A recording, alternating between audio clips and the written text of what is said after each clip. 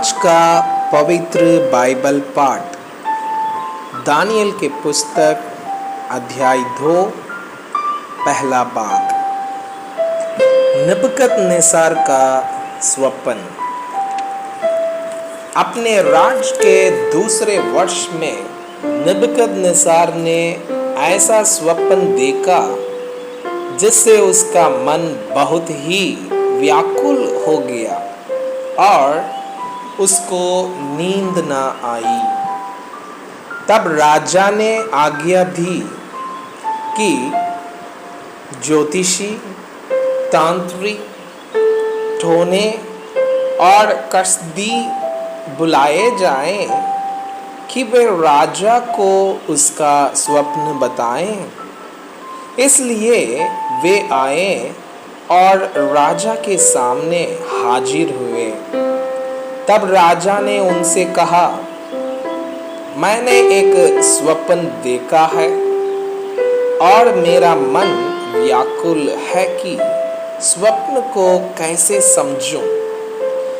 तब कसदियों ने राजा से अरामी भाषा में कहा, हे राजा, तू चिरंजीवी रहे।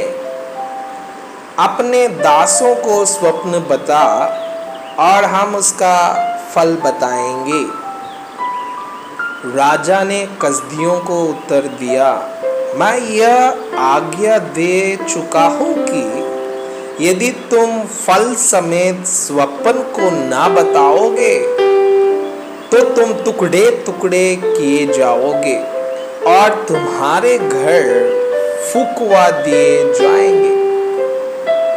पर यदि तुम फल समेत स्वप्न को बता दो तो मुझसे भांति भांति के धान और भारी प्रतिष्ठा पाओगे। इसलिए तुम मुझे फल समेत स्वप्न बताओ। उन्होंने दूसरी बार कहा, हे राजा, स्वप्न तेरे दासों को बताया जाए और हम उसका फल समझा देंगे। राजा ने उत्तर दिया, मैं निश्चय जानता हूं कि तुम यह देखकर कि राजा के मुंह से आज्ञा निकल चुकी है, समय बढ़ाना चाहते हो। इसलिए यदि तुम मुझे स्वप्न ना बताओ तो तुम्हारे लिए एक ही आज्ञा है, क्योंकि तुमने गोष्ठी की होगी कि जब तक समय ना बदले तब तक हम राजा के सामने झूठी और गपशप की बातें कह रहेंगे। इसलिए तुम मुझे स्वप्न बताओ, तब मैं जानूंगा कि तुम उसका फल भी समझा सकते हो। कसदियों ने राजा से कहा, पृथ्वी भर में ऐसा कोई मनुष्य नहीं जो राजा के मन की बात बता सके, और ना कोई ऐसा राजा या प्रधान या हाकिम कभी हुआ है जिसने किसी ज्योतिषी या तांत्रिक या कसदी से ऐसी बात पूछी हो। जो बात राजा पूछता है वो अनोखी है और देवताओं को छोड़कर जिसका निवास मनुष्य के संग नहीं है और कोई दूसरा नहीं जो राजा को यह बता सके। इस पर राजा ने झुंझलाकर और बहुत ही क्रोधित होकर बेबीलोन के सब पंडितों का नाश करने की आज्ञा दे दी। अतः यह आज्ञा निकली और पंडित लोगों का घात होने पर था, और लोग दानियल और उसके संगियों को ढूंढ रहे थे कि वे भी घात किया जाए। परमेश्वर द्वारा दानियल पर अर्थ प्रकट करना। तब दानिएल ने अंगरक्षकों के प्रधान आर्योक से, जो बाबिलोन के पंडितों को घात करने के लिए निकला था, सोच विचार कर और बुद्धिमानी के साथ कहा। राजा के हाकिम आर्योक से पूछने लगा, यह आज्ञा राजा की ओर से ऐसी उतावली के साथ क्यों निकली?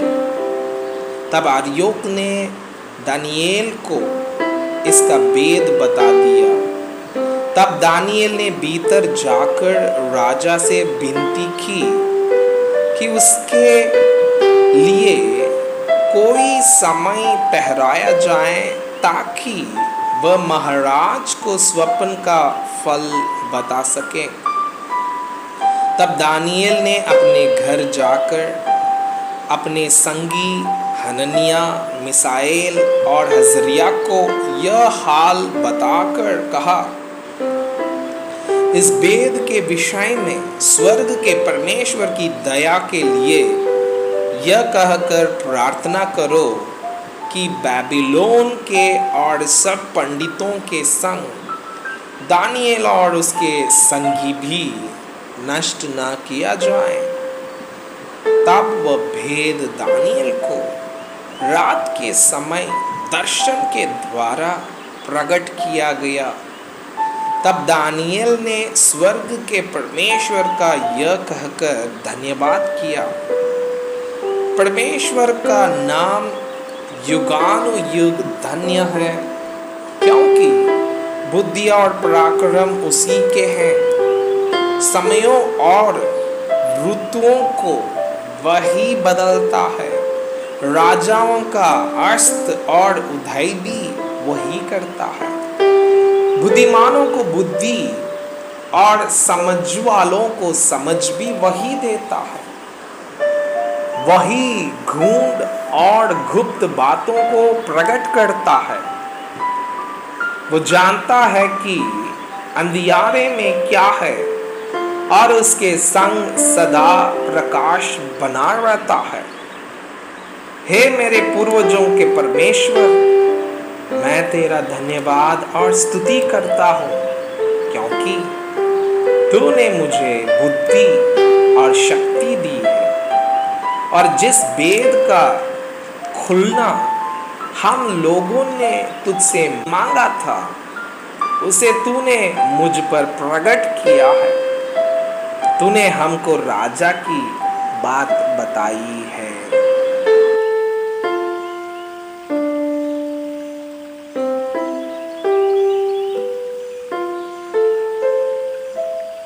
मैं आपसे यह अनुरोध करता हूँ कि कृपया आज का बाइबल पाठ को अध्ययन करें और जिन वचनों के द्वारा आप प्रभावित हुए उसे अपने कॉपी में लिखें और आज दिन भर इस वचनों को अपने जीवन में अभ्यास करें। परमेश्वर चाहता है कि आप उनके समान सिद्ध और पवित्र बन जाएं। परमेश्वर आपको बहुताई से आशीष करें।